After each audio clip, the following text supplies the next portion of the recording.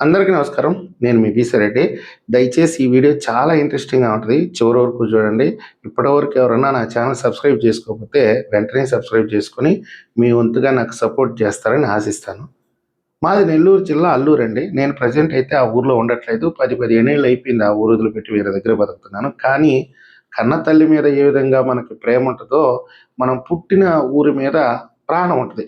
అప్పుడప్పుడు మా ఫ్రెండ్స్‌ని కలవడానికి, మా రిలేటివ్స్ ఉంటే కలవడానికి మా ఊరికెళ్ళినప్పుడు చాలా బాధేస్తది.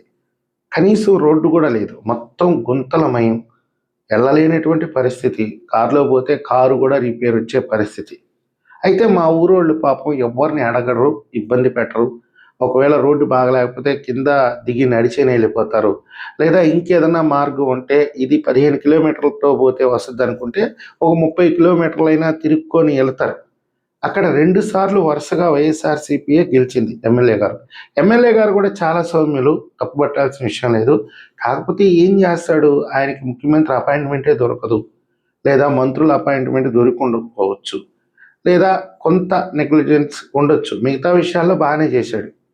అయితే కూటమి అధికారంలోకి వచ్చిన తర్వాత నేను మా ఊరికి పర్టిక్యులర్‌గా ఎళ్లి మా రోడ్డు చూపించి నారా లోకేష్ గారు కూడా యువగళం పాదయాత్రలో మా ఊరు గుండానే వెళ్ళాడనమాట. సో దాన్ని నేను పాయింట్అవుట్ చేస్తూ, సార్ మా ఊరికి కొంచెం రోడ్డు వేయించండి, ప్రజలు చాలా ఇబ్బంది పడుతున్నారు, ఈ రోడ్డు సాయి ఒకసారి చూడండి అని చెప్పి నేను 2, 3 వీడియోస్ చేశాను.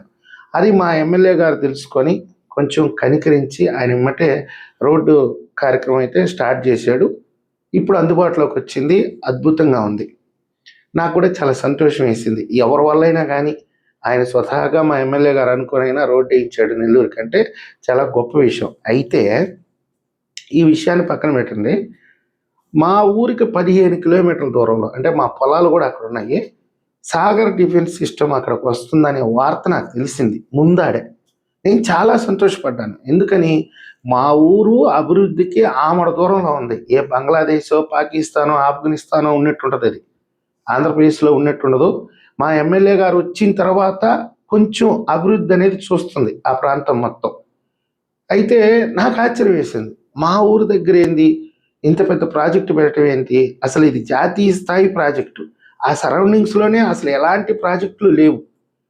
ఒక ఫిషింగ్ హార్బర్ ఉంటే ఆ ఫిషింగ్ హార్బర్‌లో సాగర్ డిఫెన్స్ సిస్టమ్ శంకుస్థాపన చేస్తున్నారు.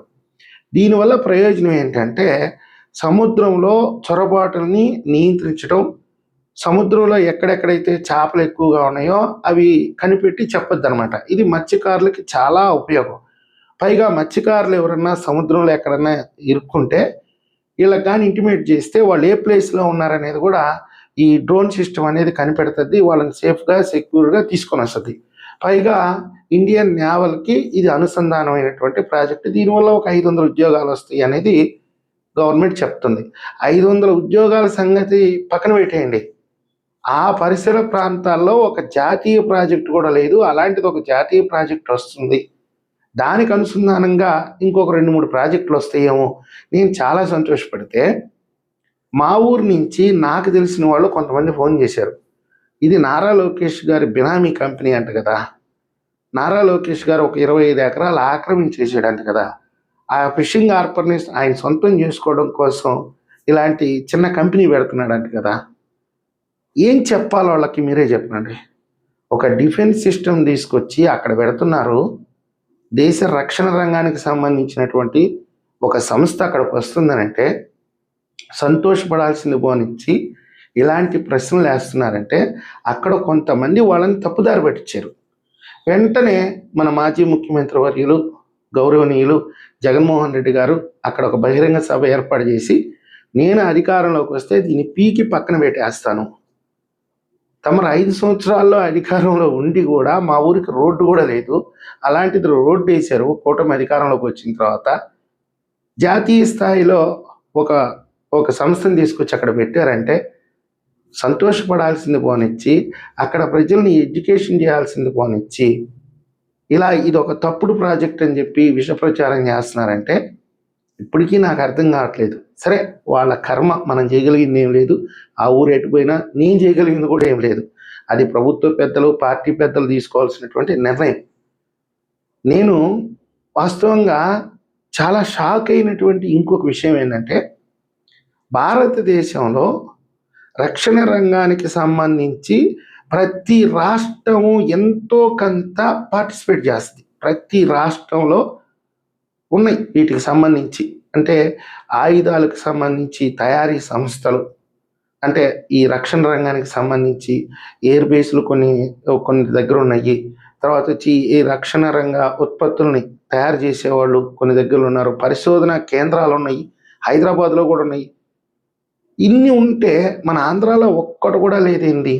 ఒక నేవల్ బేస్ విశాఖపట్నంలో ఉంది అంతే. తర్వాత వచ్చి బాపట్లలో కూడా ఒక నేవల్ బేస్ ఉన్నట్టుంది చిన్నది. అది ఎంతవరకు ఉపయోగపడుతుందో కూడా మనకు తెలియదు. అలాంటిది ఈరోజు రాష్ట్రం గర్వించదగినటువంటి ఒక పెద్ద పరిశ్రమ, 1,00,000 కోట్ల పరిశ్రమ ఈరోజు ఉమ్మడి అనంతపురం జిల్లా పుట్టపర్తికి వచ్చింది అంటే, ఈరోజు మనం దేశానికే కాదు ప్రపంచానికే రక్షణ రంగ ఉత్పత్తుల్లో ప్రాతినిధ్యం వహిస్తున్నాము, మన స్థానం అక్కడ రాసుకోబోతున్నాం అని అంటే అది రాష్ట్రానికి ఎంత గర్వకారణమో మీరే ఒకసారి ఊహించుకోండి. ఈరోజు పుట్టపర్తిలో శంకుస్థాపన చేసింది మామూలు ప్రాజెక్టు కాదండి, అది ఒక అద్భుతమైనటువంటి ప్రాజెక్టు. 5th జనరేషన్ ఫైటర్ జెట్లు తయారు చేసేటటువంటి సంస్థ అది. ఇప్పుడు ఈ 5th జనరేషన్ ఫైటర్ జెట్ల కోసం చాలా దేశాలు వేచి చూస్తున్నాయి. అమెరికా ఆల్రెడీ తయారు చేసింది, అది ఈరోజు మన ఇండియాను కొనమని చెప్తున్నా కానీ మనం కొనట్లేదు. ఎందుకని? రష్యా ఇండియా టెక్నాలజీతో మనం ఆల్రెడీ వీటిని డెవలప్ చేస్తున్నాము. రష్యా అయితే తయారు చేసింది, టెస్టింగ్కి ఇచ్చింది, వాటిని కొనమంటుంది మన దేశాన్ని. మనం వేచి చూస్తున్నాం. ఇది దేశీయ టెక్నాలజీతో తయారయ్యే విధంగా ఉంది. మనకైతే పూర్తి సమాచారం లేదు. ఇది పూర్తి ఇండియన్ టెక్నాలజీతో తయారు చేసే విధంగా ఉన్నారు. ఏదైనా కానీ ఈ 5th జనరేటర్ ఫైటర్ జెట్లు ఎప్పుడైతే ఉత్పత్తి స్టార్ట్ అవుతాయో, ఆల్రెడీ ఈరోజు మనం రక్షణ రంగ ఉత్పత్తుల్ని, అంటే దేశానికి కావాల్సినటువంటి ఆయుధాలను కానీ, ఈ ఫైటర్ జెట్లు కానివ్వండి, ఇలాంటి వాటిలన్నింటినీ విదేశాల నుంచి దిగుమతి చేసుకునేవాళ్ళం, కొనుక్కునేవాళ్ళమి. ఆ టెక్నాలజీ మొత్తం వాళ్ళ దగ్గరే ఉండేది. మనం ఏదైనా తేడా కొడితే వాడు ఆ టెక్నాలజీని కూడా బ్లాక్ చేసే సామర్థ్యం వాడుకుంది.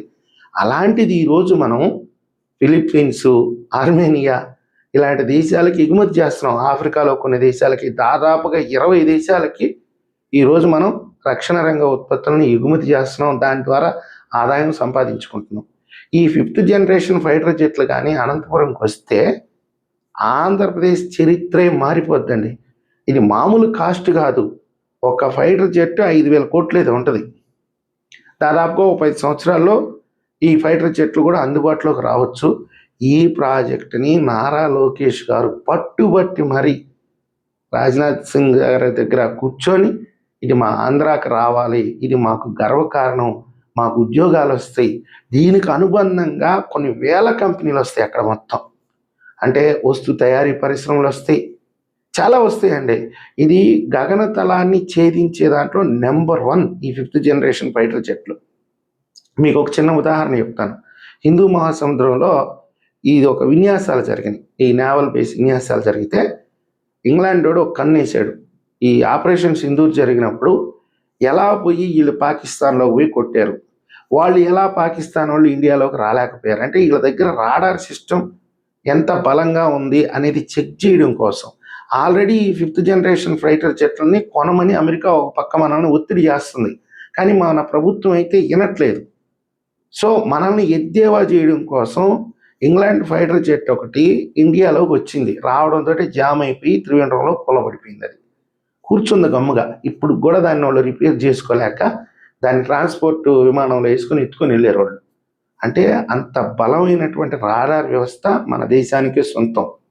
ఇప్పుడు మనం తయారు చేసేటటువంటి ఈ ఫైటర్ జెట్ ఏంటంటే ఎంత పెద్ద రాడార్ వ్యవస్థనైనా ఛేదించి 5,000 కిలోమీటర్ల లక్ష్యంలోకి అది వెళ్ళిపోతుంది. సో అలాంటి ఫైటర్ జెట్లని ఈరోజు మన అనంతపురంలో తయారు చేస్తున్నారంటే అది మన గర్వకారణం. కొంతమంది ఉన్నారండి, పోలవరం లోతు ఎంత, అమరావతి అంత భూమి ఎందుకు, విశాఖపట్నంలో అది ఎందుకు పెట్టారు, ఇది తీసుకుపోయి అనంతపురంలో ఎందుకు పెట్టారు, ఇలా వాగుతానే ఉన్నారు కొంతమంది. క్షమించాలి, వాగుతానే ఉన్నారు అని అంటుంది తప్పు. ఇలా వాళ్ళు మాట్లాడుతూనే ఉన్నారు. ప్రతి నిత్యం ఏదో ఒక ఆరోపణ. దయచేసి పెద్దలు అర్థం చేసుకోవాలి. ఏదో ఒక యాక్టివిటీ గవర్నమెంట్‌లో జరుగుతుందన్నప్పుడు మీరు సంతోషించాలి. ఏదైనా లోపాలుంటే సరిదిద్దుకోమని చెప్పాలి గానీ, ప్రతి విషయంలో ఏలు పెట్టి ప్రజల్ని తప్పుదారి పట్టించడం ఎంతవరకు కరెక్టు? ఉదాహరణకి మా ఊర్లో ఎప్పుడూ లేనటువంటి ఒక జాతీయ ప్రాజెక్టు నారా లోకేష్ గారి ఆధ్వర్యంలో, మా ఎమ్మెల్యే గారి ఆధ్వర్యంలో అక్కడికి వస్తే సంతోషించాల్సిన దాన్ని గూడా ప్రజల్ని తప్పుదారి పట్టిచ్చేసి, అక్కడేదో నారా లోకేష్ గారు స్కామ్ చేస్తున్నారు, మా ఎమ్మెల్యే గారు స్కామ్ చేస్తున్నారని చెప్తున్నారంటే, ఈరోజు ఈ రాష్ట్రంలో గూడా జరుగుతున్నటువంటి అభివృద్ధి కార్యక్రమాలను మొత్తాన్ని వక్ర మార్గంలో చూపిచ్చి, అమరావతిని తప్పుడు మార్గంలో చూపిస్తున్నారు. విశాఖపట్నాన్ని తప్పుడు మార్గంలో చూపిస్తున్నారు. ఈరోజు అనంతపురంకి వచ్చినటువంటి 1,00,000 కోట్ల పెట్టుబడిని కూడా తప్పుడు మార్గంలో ప్రజలకు చూపించే ప్రయత్నం చేస్తున్నారంటే, మీకు నిజంగానే ఈ రాష్ట్రం మీద బాధ్యత ఉందా? దయచేసి ప్రజలు అర్థం చేసుకోండి. ఇలాంటి ప్రభుత్వం భవిష్యత్తులో రాదు. మనం చేసుకున్నటువంటి అదృష్టం. చేయనివ్వండి వాళ్ళని. ఒక 10 ఏళ్ళో, 15 ఏళ్ళో ఏం చేస్తారో ఏదో ఒక యాక్టివిటీ రాష్ట్రంలో జరుగుతూ ఉంటే ముందు పని దొరుకుతుంది, డబ్బులొస్తాయి, ఎన్నో డెవలప్మెంట్స్ చేసుకోవచ్చు. అనంతపురానికి నిజంగా చెప్పాలంటే ఒక బంగారు భవిష్యత్తుకి ఈరోజు నాంది పడిందండి. ఈరోజు కడప విమానాశ్రయం అంతర్జాతీయ విమానాశ్రయంగా మారాలి. ఎందుకంటే ఈ ఫైటర్ జెట్లు మొత్తం కూడా అక్కడికి అక్కడి నుంచి వేరే విమానాల్లో ఎక్కించి అక్కడి నుంచి పంపించేస్తారు దేశాలకి. అంటే ఒక 10 సంవత్సరాల్లో కడప ఎయిర్పోర్ట్ను కూడా అంతర్జాతీయ ప్రమాణాల్లో డెవలప్ చేస్తారు. అనంతపూర్లో కూడా కొన్ని ఎయిర్ బేస్లను ఏర్పాటు చేస్తారు. కొన్ని వేల లక్షల ఉద్యోగాలు వచ్చేదానికి అవకాశం ఉంది. కాకపోతే ఇవన్నీ కూడా ప్రజలకు అర్థమయ్యే విధంగా వివరించి చెప్పాల్సిన బాధ్యత కూడా ప్రభుత్వం మీద ఉంది. ఆ ప్రయత్నం అయితే మాత్రం ప్రభుత్వం చేయట్లేదు. ఇదే కొంచెం బాధాకరమైనటువంటి విషయం. ఈ వీడియో మీకు నచ్చినట్టయితే లైక్ చేయండి, సబ్స్క్రైబ్ చేయండి. ధన్యవాదాలు.